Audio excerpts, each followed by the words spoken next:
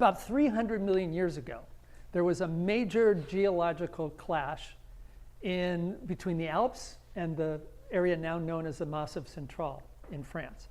And this created a wide gulf, or a valley, which was flooded by the Mediterranean Sea. And today the Rhône River starts its headwaters up in the Alps and flows down the river towards the Mediterranean. So that was the beginning of this area, and a lot of different deposits of soils created during that period. And we'll talk about those when we get into the Rhône Valley. But the first evidence of wine growing in this area took place we have evidence from about the 1st century BC, when they found an amphora actually in the northern Rhône Valley. So that's the first evidence that we know that there was wine being made and obviously grapes being grown here.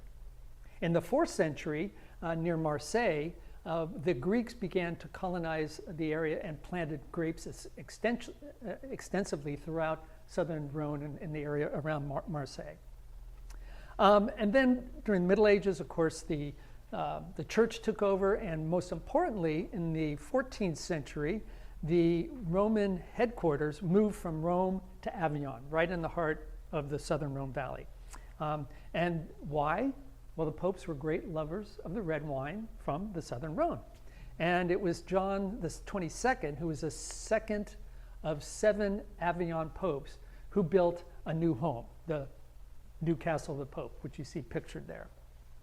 And then we kind of jump forward towards 1933, because after World War I and after kind of the 20s, when wine started to get a little bit more popular, there was a lot of people who were making wines with not the best intentions. And a lot of fraud being brought from grapes being brought up from Africa, for example.